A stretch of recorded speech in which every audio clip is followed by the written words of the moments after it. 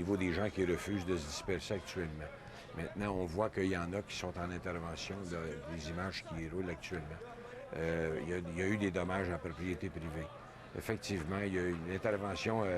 L'intervention s'est faite, mais elle n'a pas réussi à empêcher les dommages et les voies de fait sur les policiers.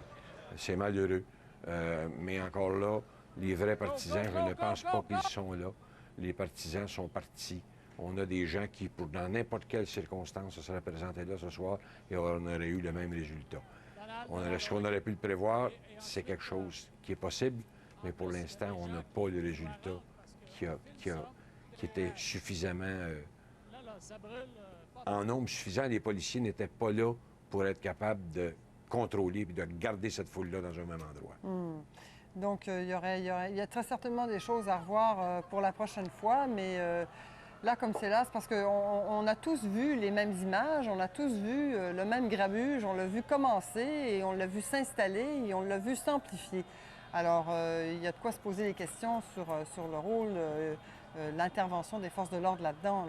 Encore là, le nombre était peut-être insuffisant, mais si on regarde la progression dans l'intervention, jusqu'à la fin de la partie, jusqu'à la sortie des gens, tout était correct. Mais là, on voit qu'il y a beaucoup plus de policiers qui vont commencer à encercler les personnes qui refusent de se disperser. Oui. Il va y en avoir une intervention. Oui. Mais je pense que, en quelque part, on a donné la chance à tous les partisans de bien célébrer. Oui. Quand ça a débordé, il y a 4 véhicules peut-être de patrouille qui sont détruits, oui. Quelques dommages au commerce.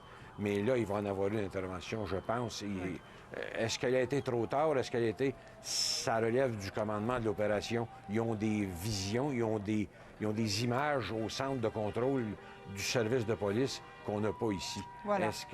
On a peut-être un portrait partiel. C'est sûr qu'on est dans l'action. Vos gens sont directement après des véhicules qui brûlent, mais il y a peut-être autre facette à regarder aussi avant d'intervenir. Bon. Alors écoutez, je ne sais pas si les images que nous voyons en ce moment sont des images en direct. C'était des images qui ont été tournées un peu plus tôt, mais les gens peuvent voir comme moi combien, avec quelle liberté cet homme pouvait s'en prendre au véhicule de police sans qu'il n'y ait aucune intervention policière, justement, à ce moment-là. Mais il faut comprendre que les policiers qui étaient dans ces voitures-là sont à travailler avec les gens probablement à distance. Oui. Oui. Alors écoutez, je vais rester des nôtres, M. Tellier. Je vais aller joindre maintenant une collègue à vous, ou peut-être une ancienne collègue à vous, Annie Lemieux, qui est du service de police de la Ville de Montréal. Madame Lemieux, bonsoir. Bonsoir. Alors écoutez, d'abord faisons le point sur la soirée en termes de véhicules incendiés, d'actes de vandalisme, d'arrestation. Qu'en est-il? Bien, vous savez, étant donné que l'événement n'est pas tout à fait terminé, on n'a pas de précision sur ce que vous me demandez, le nombre d'arrestations, les méfaits et tout ça. Chose certaine, c'est qu'il y a plusieurs véhicules patrouilles de police là, qui ont été endommagés et même incendiés. Il y a eu plusieurs méfaits dans les environs, plusieurs arrestations également. Donc, lorsque le tout sera terminé, on sera en mesure d'offrir un bilan final là, de ces opérations-là, parce que c'est toujours en cours au moment où on se parle.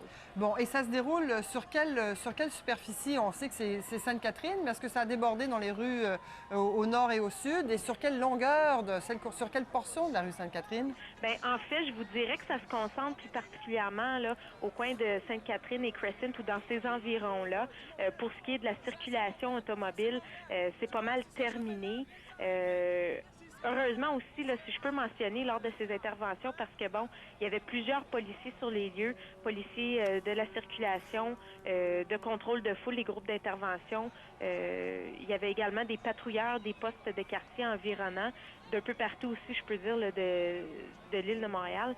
Puis, heureusement, là, il ne semble pas y avoir eu de blessés graves ce soir là, jusqu'à présent, donc en espérant que ça demeure ainsi. Mais il y a eu des blessés légers?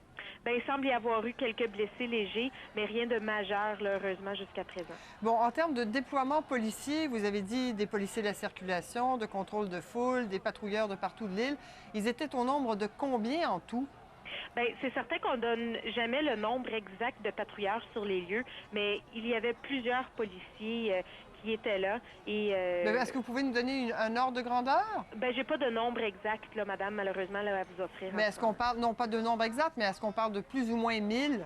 On parle de plusieurs policiers. J'ai même pas de nombre à vous offrir, là, malheureusement. Vous pouvez pas nous dire plusieurs centaines, plusieurs dizaines? Puis, vous savez, ça fait toujours partie là, de moyens d'enquête ou des technique tactique d'intervention. On dévoile jamais le nombre exact là, de patrouilleurs ou de policiers là, sur les lieux.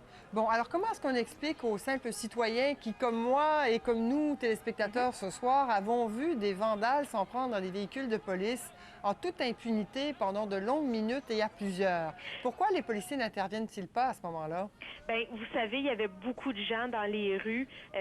Ça courait un peu partout. Et veut pas, les patrouilleurs sur place collaborent avec d'autres collègues qui peuvent se trouver à un autre coin de rue. Donc, ça peut arriver là, à certains moments que des véhicules patrouilles soient laissés là, sans surveillance, justement parce que les policiers sont appelés à intervenir ailleurs et, comme je vous mentionnais, là, collaborer d'urgence là, avec des collègues.